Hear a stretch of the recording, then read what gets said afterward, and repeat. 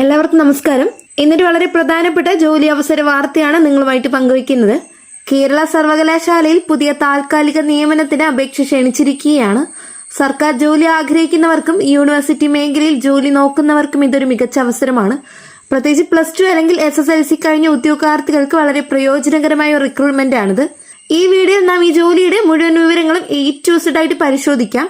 ആർക്കൊക്കെയാണ് അപേക്ഷിക്കേണ്ടത്, എന്താണ് യോഗ്യത, എത്ര ശമ്പളം ലഭിക്കും, പ്രായപരിധി എന്താണ്, എവിടെ ഇന്റർവ്യൂ നടക്കും, എന്തെല്ലാം രേഖകൾ കൊണ്ടുപോകണം, തെരഞ്ഞെടുപ്പ് എങ്ങനെയായിരിക്കും, അപേക്ഷ ഫീസ് ഉണ്ടോ തുടങ്ങിയ മുഴുവൻ കാര്യങ്ങളും വിശദമായിട്ട് പറയാം. അതുകൊണ്ട് വീഡിയോ പൂർണ്ണമായിട്ടും കാണാൻ ശ്രമിക്കാം. ഈ റിക്രൂട്ട്മെന്റിന്റെ വിശദവിവരത്തിലോട്ട് കടക്കും മുമ്പായിട്ട് ചാനലിലെ വീഡിയോ ആദ്യമായിട്ട് കാണുന്നവർ സബ്സ്ക്രൈബ് ചെയ്യുക. തൊട്ടടുത്ത് കാണുന്ന ബെല്ലൈക്കൺ അമർത്താനും മറക്കരുത്. ഞാനിടുന്ന വീഡിയോയുടെ നോട്ടിഫിക്കേഷൻ ഉടനടി തന്നെ നിങ്ങൾക്ക് ലഭിക്കുന്നതായിരിക്കും.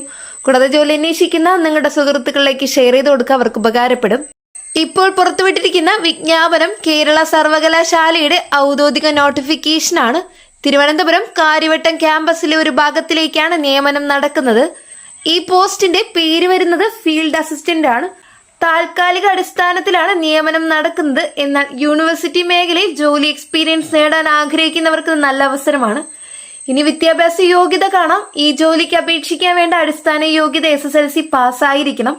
അതോടൊപ്പം ബന്ധപ്പെട്ട മേഖലയിൽ എക്സ്പീരിയൻസ് ഉള്ളവർക്ക് മുൻഗണന ലഭിക്കുമെന്ന് നോട്ടിഫിക്കേഷനിൽ പറയുന്നുണ്ട്. അതായത് ഗ്രാമപ്രദേശങ്ങളിലോ ഫീൽഡ് സർവേയിലോ ഡേറ്റ ശേഖരണത്തിലോ കാർഷിക മേഖലയിലോ എക്സ്പീരിയൻസ് ഉള്ളവർക്ക് കൂടുതൽ സാധ്യത ലഭിക്കാം. പക്ഷെ SSLC മാത്രമുള്ളവർ പോലും ഇന്റർവ്യൂവിൽ പങ്കെടുക്കാമെന്നതാണ് പ്രധാന കാര്യം. ഇനി ഒഴിവുകളുടെ എണ്ണം പരിശോധിക്കാം. ആകെ 30 ദിവസത്തേക്ക് നിയമനം നടത്താനാണ് അറിയിച്ചിരിക്കുന്നത്. ഈ ജോലി സ്ഥിര പോസ്റ്റ് അല്ല, താൽക്കാലിക നിയമനമാണ്. എന്നാൽ സർക്കാർ യൂണിവേഴ്സിറ്റി ജോലി ചെയ്യാനുള്ള അവസരമായതിനാൽ നിരവധി പേർ ഇതിനായി അപേക്ഷിക്കാനാണ് സാധ്യത. ഇനി ശമ്പളം കാണാം. ഈ പോസ്റ്റിലേക്ക് പ്രതിമാസം ഏകദേശം 21,000 രൂപ ശമ്പളം ലഭിക്കുമെന്നാണ് നോട്ടിഫിക്കേഷനിൽ നൽകിയിരിക്കുന്നത്. SSLC യോഗ്യത മാത്രം ഉള്ളവർക്കായി ഇത്രയും നല്ല ശമ്പളം ലഭിക്കുന്ന സർക്കാർ മേഖലയിലെ ജോലി എന്നത് വലിയ കാര്യമാണ്. ഇനി ജോലി സ്ഥലം കാണാം. തിരുവനന്തപുരം കാര്യവട്ടം ക്യാമ്പസിനോടനുബന്ധിച്ച് യൂണിവേഴ്സിറ്റി ഭാഗത്തിലാണ് ജോലി. തിരുവനന്തപുരം ജില്ലയിലുള്ളവർക്ക് യാത്രാ സൗകര്യം കൂടുതൽ എളുപ്പമാകും. എന്നാൽ കേരളത്തിലെ ഏത് ജില്ലയിൽ നിന്നുമുള്ളവർക്ക് അപേക്ഷിക്കാം.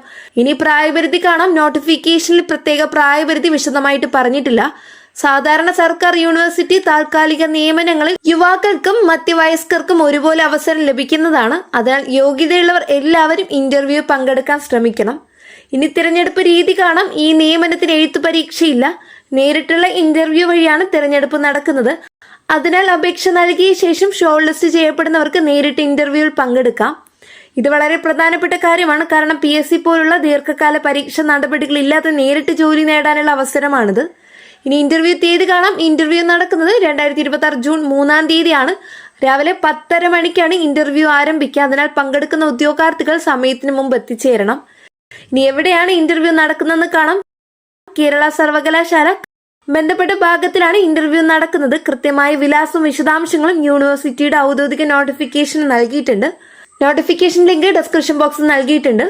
ഇനി കൊണ്ടുപോകേണ്ട രേഖകൾ കാണാം. ഇന്റർവ്യൂവിന് പോകുമ്പോൾ SSLC സർട്ടിഫിക്കറ്റ്, ആധാർ കാർഡ്, പ്രവൃത്തി പരിചയ സർട്ടിഫിക്കറ്റ് ഉണ്ടെങ്കിൽ അത് എടുക്കുക. ബയോഡേറ്റ, പാസ്പോർട്ട് സൈസ് ഫോട്ടോ, അസൽ സർട്ടിഫിക്കറ്റുകളും അതിന്റെ പകർപ്പുകളും, ഈ രേഖകളെല്ലാം ഫയലാക്കി തയ്യാറാക്കി വെക്കുന്നതാണ് നല്ലത്.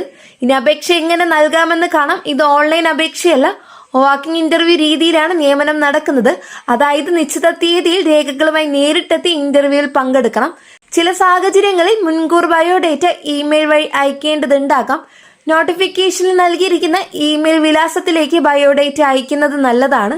ഇനി നിങ്ങൾ ശ്രദ്ധിക്കേണ്ട കാര്യങ്ങൾ: അവസാന തീയതി കഴിഞ്ഞാൽ അപേക്ഷ സ്വീകരിക്കില്ല.